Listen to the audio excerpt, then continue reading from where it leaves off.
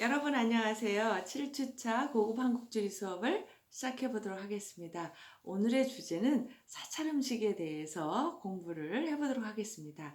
여러분들이 왜 생뚱맞게 사찰 음식이냐 이렇게 생각하실 수도 있을 텐데요.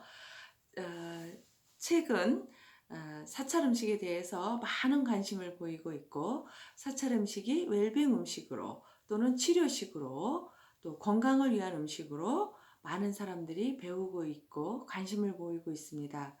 또 한국을 대표하는 건강 음식으로서 외국인에게도 많이 알려지고 있는데요.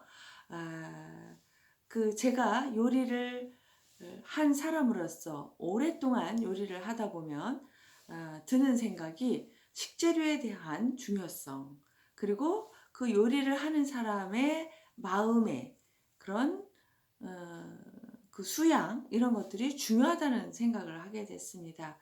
그래서 이 사찰 음식을 먹음으로써 우리는 이제 마음의 수양과 그리고 육체적인 건강을 얻을 수 있다, 이렇게 할 수 있겠죠. 그럼으로써 많은 사람들이 이런 기대감을 가지고 사찰 음식을 먹고 있습니다. 그래서 예전에는 불가에서 또는 일부의 절에서 먹던 이런 사찰 음식이 이제는 대중을 위한 외식 산업으로 발달되고 있습니다. 그래서 서울에 가면 바로 공양이라고 하는 곳에 사찰 음식을 먹을 수가 있고요. 또 전국 각지에 또 사찰 음식을 판매하는 것이 있기도 합니다. 그리고 스님이 아니어도 요즘은 일반인들이 사찰 음식을 배우고자 하는 분들이 굉장히 많습니다. 예. 그래서 이런 그 대중들의 인기에 의해서 또 사찰 음식이 전파되고 있다고 생각이 듭니다. 그리고 제가 사찰 음식에 대해서 조사를 하다 보니까 조계종에서 사찰 음식의 명장을 지정하고 있더라고요. 2016년에는 선제 스님이 지정되셨고, 2017년에는 개호 스님이, 그리고 2019년도는 정문 스님과 대한 스님이 사찰 음식 명장으로 지정이 되셨습니다. 명장이 되는 조건은 30년 이상 사찰 음식을 해야 되고, 그 사찰 음식을 연구하고 보급하는데 아주 혁혁한 공이 있으신 분을 선발해서 명장으로 지정하고 있는 것입니다. 그래서 이분들에 대한 업적 또한 많이 알려지고 있고요. 또 선재 스님은 한식음식문화재단의 이사장을 하고 계십니다. 그럴 정도로 사찰 음식이 한국 음식 분야에서 아주 큰 비중을 차지하게 되었습니다. 그래서 여러분들이 앞으로 이 건강, 웰빙 트렌드, 장수 시대를 맞아서 이 사찰 음식에 많은 관심을 가지는 사람이 늘어날 것으로 생각이 들고, 대중을 위해서 또 상품화 또한 많이 이루어질 것으로 생각이 듭니다. 그래서 여러분들이 또 궁중 음식과 어울러서 이렇게 사찰 음식을 에 대해서 공부하는 것도 미래의 어떤 외식 산업의 중요한 트렌드를 여러분들이 읽게 될 것으로 생각이 듭니다. 제가 오래전에 사찰 음식을 먹어봤는데요. 그때는 정말 충격이었습니다. 절에서만 먹는 음식이 일반 대중들에게 돈을 받고 팔리는 음식이 됐다는 거에 대해서 놀라웠고, 스님들이 많은 연구를 하고 계시다는 것과, 그리고 사찰 음식에 담긴 그런 정신과 그리고 예술성, 그리고 만드는 사람의 자세, 이런 것들에 대해서 많은 공감을 하게 되었습니다. 최근에는 사찰 음식에 대한 여러 가지 책들이 많이 나오고 있고요. 또 동영상에 찾아보니 또 아주 컨텐츠가 잘 만들어진 그런 사찰 음식에 대한 영상도 많았습니다. 그래서 오늘 사찰 음식에 대해서 제가 간단하게 이론 설명드리고요. 그리고 좋은 동영상을 추천해 보도록 하겠습니다. 제가 사찰 음식에 대해서 뭐 이것저것 자료를 찾아보니까 사찰 음식이란 무엇인지에 대해서 이렇게 그 사찰 음식 문화 연구원에서 써놓은 자료를 찾아볼 수가 있었습니다. 그래서 사찰 음식은 뭐니 해도 첫 번째가 수행 음식이라고 하는 거죠. 그래서 우리가 알고 있다시피 사찰 음식은 동물성 식품과 오신채를 먹지 않는 것이 특징입니다. 그래서 이 그 동물성 식품을 먹지 않는 것은 생명 존중 사상으로서 부처님의 가르침에 있죠. 그래서 어떠한 생명도 쉽게 훼손하지 않고 그 육식을 금하는 그런 식사를 하고 있습니다. 그리고 아울러서 이렇게 향이 강한 5가지의 그 향신채를 먹지 않는데요.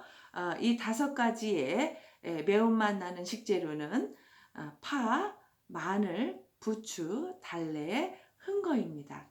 이렇게 향이 강한 매운맛이 나는 이런 그 오신채를 먹게 되면은 수행에 방해가 된다고 했습니다.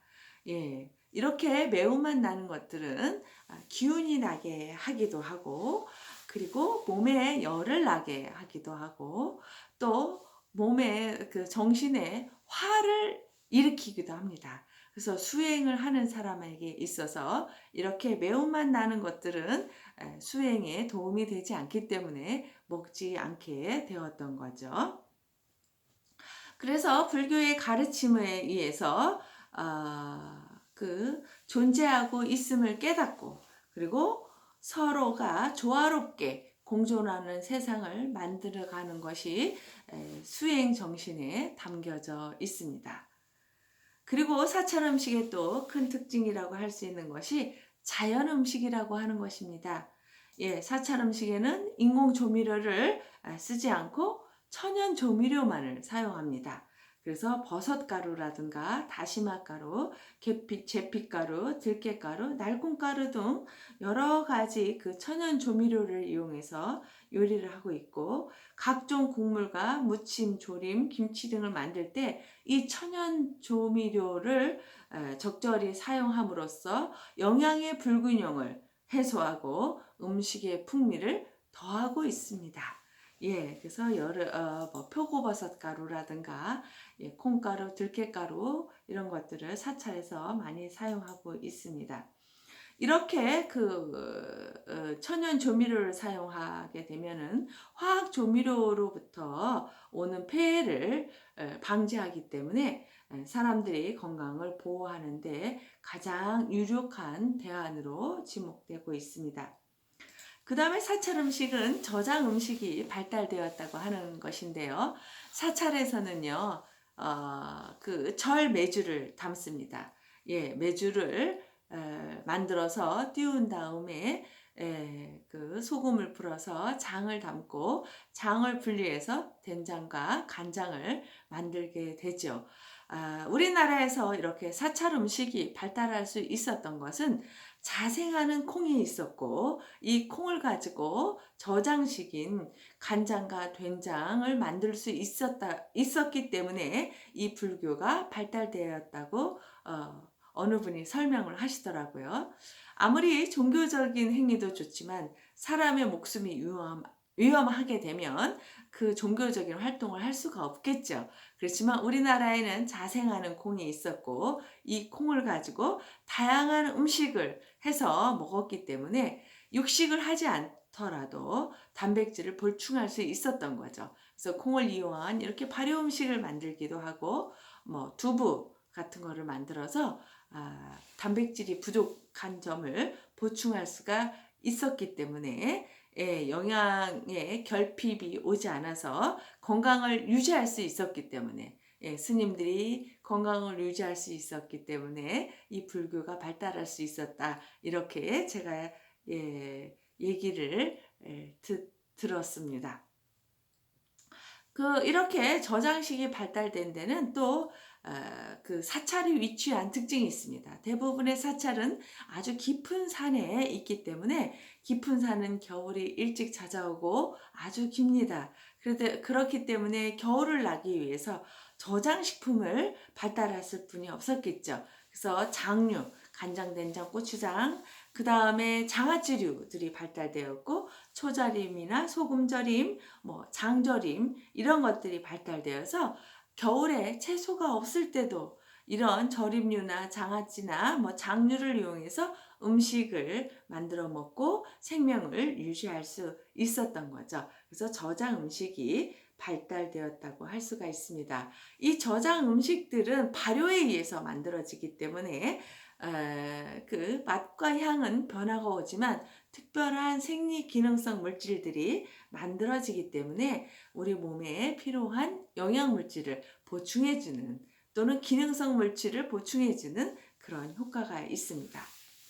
그 다음에 이제 발효 음식을 예를 들겠는데요. 된장, 고추장, 식혜 이런 것들이 발효 음식이고요. 송차라고 해서 소나무의 그 솔잎이 나올 때 지금 막 나오고 있습니다. 이거를 설탕 절임을 해 두었다가 그 국물을 이제 뜨거운 물을 부어서 차로 마시는 그런 방법이 있습니다. 이렇게 한국 음식에 사용되는 여러 가지 발효에 의해서 만들어지는 음식이 가지고 있다는 것이 우리 사찰 음식의 특징이 되겠습니다. 그리고 이제 네 번째 특징은 친환경 음식이라는 것입니다. 한국 사찰 음식은 건강 음식이라고 우리가 알려져 있는데요. 사찰 음식은 탄수화물, 지방, 단백질 뿐만이 아니라 비타민과 무게질이 풍부한 재료를 사용함으로써 영양의 균형을 유지하며 콜레스테롤을 현저히 낮추는 그런 효과를 가지고 있습니다. 사찰에 위치한 곳이 대부분 산이기 때문에 이 산에서 나는 그런 식재료들을 보게 되면은 아주 추운 겨울을 잘 보내고 봄이 돼서 잎이 나고 꽃이 피는 그런 식재료들이 많은 거죠. 그러다 보니까 무공해 자연의 식재료를 얻을 수가 있었던 거죠. 그 다음에 자연의 친화적인 제철 식재료와 음식물을 남기지 않고 먹는 것이 발효공양입니다. 그래서 발효공양은 발효라고 하는 것은 스님들이 사용하는 밥그릇입니다. 밥도 뜨고 국도 뜨고 반찬도 뜨고 하는 것이 이제 발효라고 부르는 이 용기인데요. 이 발효공양을 함으로 인해서 그 자기가 덜은 음식은 모두 다 먹어야지만 되는 게 이 불가의 식사법입니다. 그러니까 음식물 쓰레기가 적겠죠. 그러니까 친환경적인 식문화를 가졌다라고 할 수가 있고 한국의 사찰 음식은 전 세계인들과 지구의 건강을 위해 건강식이라고 할 수가 있다 이렇게 되어 있는데요. 정말 친환경적인 그런 음식물들 에 의해서 우리가 건강을 회복할 수 있다는 거죠.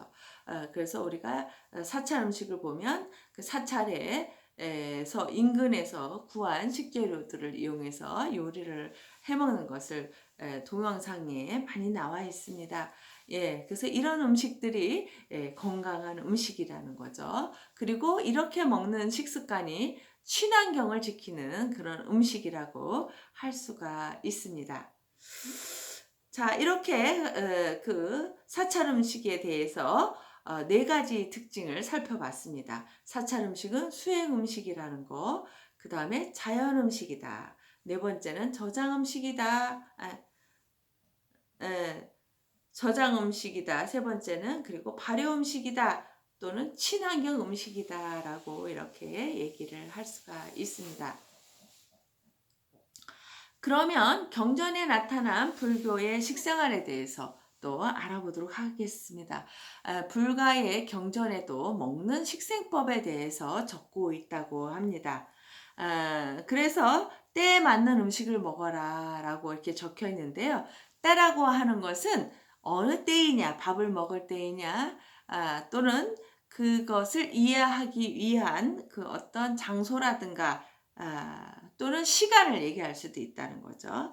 그래서 때에 먹는 음식을 먹어라는 부처님께서 권장하신 식생활의 그 지침인데요. 아침을 먹어라. 아침에는 죽을 먹어라. 점심에는 딱딱한 음식을 먹어라. 저녁에는 과즙 등을 먹는다. 이렇게 되어 있습니다. 아침에는 뇌가 활동하는데 필요한 그런 영양물질을 공급해주는 그런 곳이 필요하죠. 그 다음에 또 오래된 건물들을 보게 되면은 또 건물이 우중충하고 오래됐습니다. 이 그 불교의 건물들도요. 그래서 이 과식을 하거나 잠자기 전에 먹는 음식은 독약과 같다 이렇게 되어 있거든요. 그러니까 무슨 얘기냐면 우리가 적당한 때라고 하는 것은 음식을 먹어야 될 때와 그 다음에 우리 몸을 생각한 소화하고 관련이 있는 그런 저는 부분이라고 생각이 들었거든요. 예, 그래서 과식을 하거나 잠자기 2시간 전에 먹는 음식은 독약과 같다라고 이렇게 써서 저녁에는 과즙만 아주 간단하게 먹는 그런 식생활을 하고 있습니다. 때에 맞춰서 먹어야 되는 것은 아침, 점심, 저녁 우리 신체 리듬에 맞춰서 아침에는 죽을 먹고 점심에는 딱딱한 음식을 먹고 저녁에는 아주 간단하게 먹어서 잠자기에 불편하지 않은 그런 건강을 지키는 그런 식생활을 하라고 써 있다는 거죠. 그 다음에 제철 음식을 먹으라고 하는 거죠. 예, 제철 음식은 그 계절의 기운을 모두 갖고 있기 때문에 우리 몸에 아주 건강을 지키는데 필수적인 재료죠. 우리는 계절의 변화에 따라서 우리 몸이 변하고 있습니다. 왜냐하면 그 환경에 적응해야지만 우리가 살아남을 수 있기 때문에 예, 우리가 그 여름에는 이렇게 짧은 팔을 입어서 시원하게 몸을 하듯이 겨울에는 그 모직 동물의 털로 짠 옷을 입어서 우리 몸을 따뜻하게 하는 것처럼 우리도 음식을 통해서 여름에는 우리 몸을 시원하게 하는 보리밥을 먹고 겨울에는 몸을 따뜻하게 하는 흰 쌀밥을 먹고 여기에 따뜻한 기운이 있는 좁쌀을 섞어서 밥을 지어서 먹음으로써 우리 몸을 따뜻하게 유지한다는 거죠. 예, 그런 것처럼 제철 음식을 먹어라. 그래서 여름에는 아주 그 어린 싹들을 다 먹게 되는 거죠. 예, 냉이서부터 시작해서 이렇게 아주 어린 싹들을 다 먹고 있고요. 이제 여름이 되면 잎을 먹죠. 잎을 먹는 채소를 먹습니다. 예, 그래서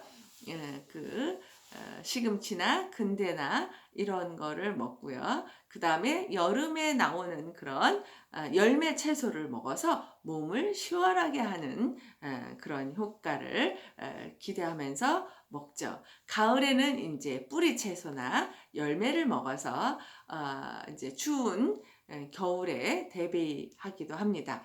날이 추워지게 되면은 면역력이 떨어지기 때문에 면역력을 높이는 음식을 먹게 되는 거죠.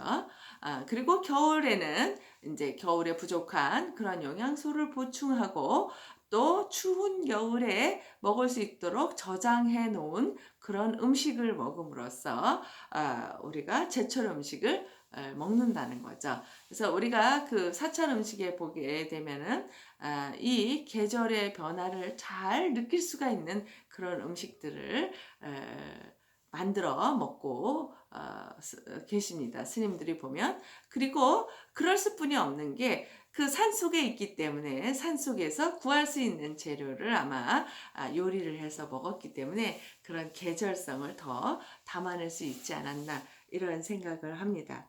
그 다음에 사찰 음식에서의 또 가르침은 뭐냐면 골고루 먹으라고 하는 것입니다. 우리가 영양학적으로도 골고루 먹어다 이렇게 얘기를 하고 있고 우리는 5대 영양소가 골고루 들어있는 음식을 먹어라 이렇게 얘기를 하고 있는데 불가에서는 이제 탁발을 해서 남의 집에 가서 음식을 먹어서 얻어서 먹으라는 건데 7집을 돌아다니면서 그 음식을 구해서 먹어라 되어 있는데 이렇게 함으로 인해서 우리가 그 여러 가지 음식을 먹을 수도 있고 또 다른 집의 음식을 먹음으로써 편식을 없애기도 하고 골고루 먹을 수 있다는 거죠. 그런 의미를 포함하고 있습니다. 그 다음에 불가의 음식의 가르침 중에 하나는 과식은 금하고 육식은 절제하라 이렇게 되어 있습니다. 예, 과식하는 거.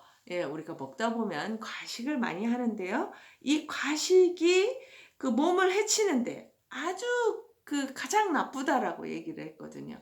그러니까 우리가 그 욕심은 화를 부른다 이렇게 되어 있는데 우리 음식을 먹는 데 있어서 욕심, 예, 화를 부르는 거는 뭘까요? 많이 먹는 것이죠.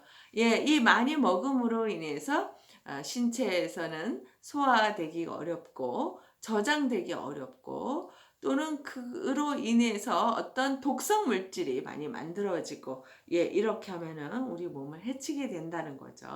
그래서 과식은 금하고 육식을 절제하라. 아까도 말씀드렸다시피 예, 고기를 먹지 않고 오신치를 먹지 않고 하는 것이 이제 그 사찰 음식의 특징이라고 할 수가 있습니다.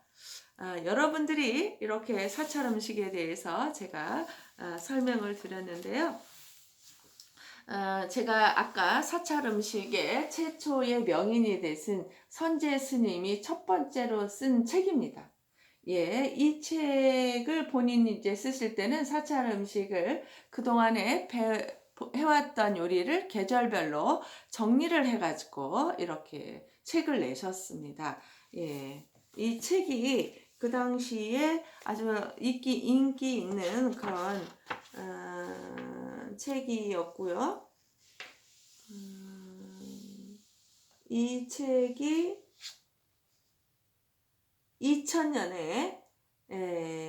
2000년도에 나왔습니다. 그러니까 지금으로부터 20년 전에 만들어진 책입니다. 예, 제가 이 책을 사볼 때도 스님이 이런 요리책을 썼구나 해가지고 깜짝 놀랬던 그런 책입니다. 그런데 이제 선재 스님이 이제 10년 후에 다시 이 책을 또 이제 쓰셨습니다.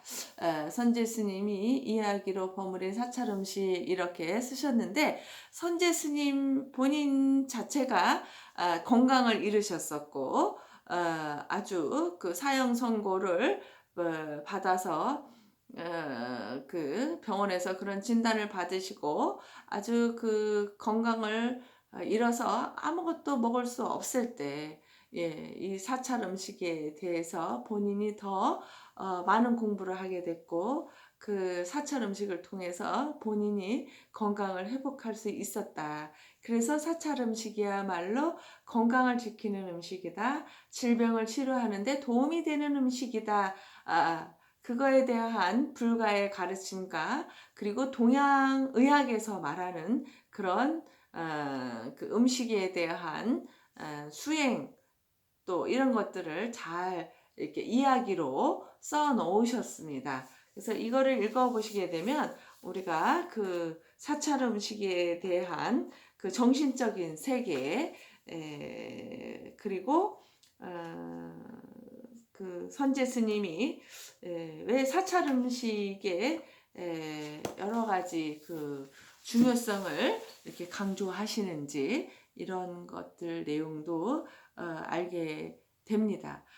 그래서 선제 스님 스스로가 건강을 잃었다가 지금은 회복해서 한식문화재단의 이사장을 할 정도로 이렇게 건강해진 것에 대해서 또 대중들에게 도움을 드리고자 사찰 음식을 교육하고 있고 또 상담을 해주고 있는 것으로 알고 있습니다. 여러분들이 사찰 음식에 대해서 어떤 관심을 가지고 있는지는 모르겠지만 이번 기회를 빌어서 여러분들이 사찰 음식을 좀 깊이 이해하는 시간이 됐으면 좋겠다는 생각이 듭니다. 그래서 제가 사찰 음식에 대한 여러 개의 동영상을 보고 가장 좋다고 생각하는 것, 여러분들의 그 이해를 도울 수 있는 그런 동영상 자료를 선별해서 올려 놓았습니다.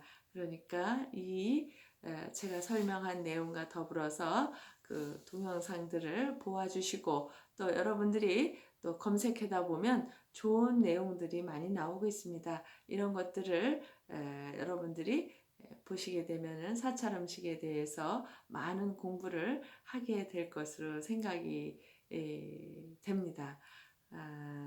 여러분들이 이렇게 그 코로나로 인해서 새로운 형태의 수업을 하게 되고 또 어떤 면에 있어서는 또 보다 깊은 한국 음식의 여러 분야를 접할 수 있는 기회가 되는 것 같습니다. 예, 저도 수업을 준비하면서 많은 공부를 하게 되고 또 새로운 방법으로서 여러분들에게 전달하는 방법에 대해서도 고민하고 있습니다.